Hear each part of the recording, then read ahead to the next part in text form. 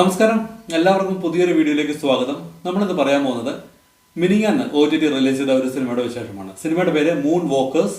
ലിജോ ജോസ് പെല്ലിശ്ശേരി അവതരിപ്പിച്ച് Liston Steven produce ചെയ്ത് Vinod AK സംവിധാനം ചെയ്ത ഒരു കൊച്ചു ചിത്രം. 1 മണിക്കൂർ 56 മിനിറ്റ് മാത്രം ദൈർഘ്യമുള്ള സിനിമ. ജിയോ ഹോട്ട്സ്റ്റാറിലൂടെയായിരുന്നു സിനിമയുടെ OTT റിലീസ്.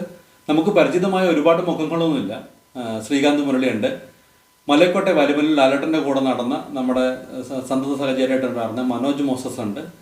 പിന്നെ ഇവരൊക്കെയാണ് തുടക്കത്തിൽ നമ്മൾ കാണുമ്പോൾ നമുക്ക് പരിചയം. പക്ഷെ സിനിമ കഴിഞ്ഞു കഴിയുമ്പോൾ സുരേഷും സുധീഷും ഷിബുവും അനിയും എല്ലാവരും ആ ട്രൂപ്പിൽ ഒരുമാതിരിപ്പെട്ട എല്ലാവരും ജയിക്കും എല്ലാവരും നമ്മുടെ മനസ്സിലുണ്ടാവും. ആ രീതിയിലാണ് ആ സിനിമയുടെ ഒരു പോക്ക്. എനിക്ക് വളരെയധികം ഇഷ്ടപ്പെട്ട സിനിമ. അവസാനം ഞാൻ ഈ സിനിമ ഒറ്റയ്ക്ക് കണ്ടിട്ട് പോലും ഞാൻ അവസാനം കൈയടിച്ചു. സത്യം പറഞ്ഞാൽ ഒറ്റയ്ക്ക് ഇരുന്ന് കണ്ടിട്ട് കൈയടിക്കുന്നതൊക്കെ വളരെ വിരളായിരിക്കും ചിലപ്പോൾ. അല്ലെങ്കിൽ ചിലപ്പോൾ പണ്ടത്തെ സിനിമകൾ കാണുമ്പോൾ നമ്മൾ കൈയടിക്കാറുണ്ട്.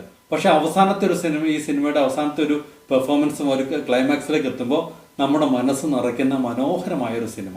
ഈ സിനിമ തിയേറ്ററിൽ ഒരു പരാജയമായി എന്ന് പറയുന്നത് ഭയങ്കര സങ്കടം ഉണ്ടാക്കുന്ന കാര്യമാണ് സത്യം പറഞ്ഞാൽ. ഈ ലിജോ ജോസ് പെല്ലിശ്ശേരി കുറച്ച് നാൾക്ക് മുന്നേ ഒരു പോസ്റ്റ് ഇട്ടിരുന്നു. ഈ സിനിമ ഇറങ്ങി സെക്കൻഡ് വീക്ക് ആയപ്പോഴത്തേക്കും തിയേറ്ററുകളുടെ എണ്ണമൊക്കെ കുറച്ചത്. ഭയങ്കര കഷ്ടം. അന്ന് എനിക്കത് മനസ്സിലായില്ല, കാരണം ഈ സിനിമ കണ്ടില്ലായിരുന്നു. പക്ഷെ ഇപ്പോൾ ഈ സിനിമ കണ്ടപ്പോൾ തോന്നി എത്ര മനോഹരമായ സിനിമയാണ്, എത്ര മനോഹരം. ഡാൻസ് ഇഷ്ടപ്പെടുന്നവർക്ക് ഡെഫിനറ്റ്ലി ഇഷ്ടപ്പെടുന്ന സിനിമ. ഒരു ഡാൻസ് ട്രൂപ്പ് ഉണ്ടാക്കുക, ഒരു ഡാൻസ് ട്രൂപ്പിൻ്റെ കഥയാണ്. അതായത് ഒരു നാട്ടിൻപുറത്തുള്ള കുറേ ചെറുപ്പക്കാർ ഡാൻസ് കളിക്കണമെന്ന് ആഗ്രഹിക്കുന്ന, അവർ ഒരു ട്രെയിനർ ഒന്നും ഇല്ലാണ്ട് അവർ സ്വന്തമായിട്ട് നാട്ടിലെ അത്യാവശ്യം ഡാൻസ് അറിയാവുന്ന ഒരാളുടെ കൂടെ ഡാൻസ് പഠിച്ച് ഒരു ടീം സെറ്റപ്പ് ചെയ്യുന്നതും അവരുടെ യാത്രകളും ഒക്കെയാണ് ആ സിനിമയുടെ ഒരു യാത്ര.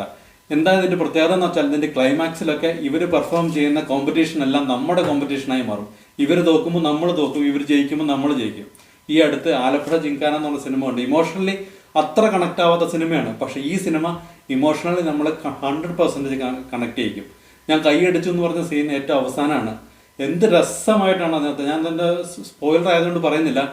അവസാനമൊക്കെ നമ്മൾ കിടിലമാക്കി കളയും. മനസ്സ് നിറയ്ക്കും, കണ്ണും നിറയ്ക്കും, കൈയും അടുപ്പിക്കും. അതുപോലത്തെ ഒരു സിനിമ സൂപ്പറായിരുന്നു. സൂപ്പർ എന്ന് പറഞ്ഞാൽ ഈ അടുത്ത കാലത്ത് എനിക്ക് ഇത്രയും ഒരു ആവേശം തന്നൊരു സിനിമ ഉണ്ടായിരുന്നില്ല. അവസാനത്തെ 1-2 സംഭവങ്ങൾ കിടിലമായിരുന്നു. ആ ഒരു അവസാനം നമ്മൾ സർപ്രൈസ് ആക്കുന്ന ഒരു കഥാപാത്രമുണ്ട്, അതൊക്കെ വളരെ മനോഹരമായിരുന്നു. പിന്നെ എനിക്ക് ഈ സിനിമയിൽ കുറച്ച് നല്ല മനോഹരമായ മെസ്സേജുകളൊക്കെ കിട്ടിയവിടെ തോന്നി. ഒരു ചെറിയ വീടും ഒരു ചെറിയ കൂര വീടും, അങ്ങനെ ഭയങ്കര വലിയ കൊട്ടാരങ്ങളൊന്നും വേണമെന്നില്ല സന്തോഷം തരാം. മക്കളുടെ ആഗ്രഹത്തിനൊപ്പം നിൽക്കുന്ന മാതാപിതാക്കളുടെ ചിത്രം വളരെ വ്യക്തമായിട്ട് കാണിച്ചു തരുന്നുണ്ട്. അവർ ആക്ച്വലി അവരുടെ മനസ്സെന്താണെന്ന്, ഇപ്പോൾ വലിയ MBBSനും ഇതിനൊക്കെ പോകുമ്പോൾ മക്കളുടെ മനസ്സെന്താണെന്ന് അറിയാൻ നോക്കാതെ പെരുമാറുന്ന ഒരുപാട് വലിയ ധനികരായ ആൾക്കാരും വലിയ പൈസക്കാരൊക്കെ ഉണ്ടാവും. പക്ഷെ ചെറിയൊരു വീടാണെങ്കിലും സാമ്പത്തികമൊന്നും ഇല്ലെങ്കിലും മക്കളുടെ മനസ്സ് അറിയുന്ന മാതാപിതാക്കൾ, അതൊക്കെ എന്ത് സന്തോഷകരമായിട്ട് എന്ത് കാണിച്ചിരിക്കുന്നത്. അവർക്കുള്ള ചെറിയ അല്ലെങ്കിൽ അവർക്ക് ഉള്ള ചെറിയ, അതായത് അവർക്ക് അന്നേക്കുള്ള ഭക്ഷണമൊക്കെ ഉണ്ടാവുള്ളൂ. പക്ഷെ എന്ത് മനോഹരമായിട്ടാണ് അവർ മക്കളുടെ കൂടെ നിൽക്കണേ. മക്കൾ പഠിച്ച് ഭയങ്കര കാശുകാരനാക്കി കുടുംബത്തെ നോക്കണം, അങ്ങനെയൊന്നും ചിന്തിക്കാതെ മക്കളുടെ പാഷനൊപ്പം നിൽക്കുന്ന ഒരു മാതാപിതാക്കളുടെ ഇതൊക്കെ പറയാതെ പറഞ്ഞ് കാണിച്ചു തരുന്ന സിനിമ. അതാണ് എനിക്ക് ഒരുപാട് പറയാനുണ്ട്. ശരിക്കും പറഞ്ഞാൽ അങ്ങനെ കുറേ മെസ്സേജുകൾ തരുന്ന ഒരു സിനിമ. നല്ല രസമായിട്ട് എടുത്തിട്ടുണ്ട്. ഇടയ്ക്ക് ഫസ്റ്റ് ഹാഫ് കഴിഞ്ഞ് കുറച്ച് മുന്നോട്ട് പോകുമ്പോൾ ഒരു ഇത്തിരി ഡൗൺ ആവുന്നുണ്ട്. പക്ഷേ എപ്പോഴൊക്കെ ഡാൻസ് പെർഫോമൻസ് വരുന്നോ അപ്പോൾ നമ്മൾ അപ്പാവും. എനിക്ക് പേഴ്സണലി ഡാൻസ് കളിക്കുന്നതിനോട് ചെറിയ അസൂയയുണ്ട്, ആരാധനയുണ്ട്. എനിക്ക് ഡാൻസ് കളിക്കാൻ അറിയാൻ പാടാത്തതുകൊണ്ട് എപ്പോഴും ഡാൻസ് കാണുമ്പോൾ ഒരു ആവേശമാണ്. ഡാൻസ് കളിക്കുക എന്ന് പറഞ്ഞാൽ ഭയങ്കര കാലിബറുള്ള ആളുകൾക്ക് പറ്റുന്ന കാര്യമായിട്ടാണ് ഞാൻ കണക്കാക്കുന്നത്. എത്ര മനോഹരമായിട്ടാണ് അത് ആവിഷ്കരിച്ചിരിക്കുന്നത്. നല്ല കിടിലമായിട്ട് അത് സംവിധാനം ചെയ്തിട്ടുണ്ട്. മ്യൂസിക്കും എല്ലാ രീതിയിലും ഡാൻസ് കൊറിയോഗ്രാഫിയും എല്ലാം ക്ലാസ് ആയിട്ടുണ്ട്.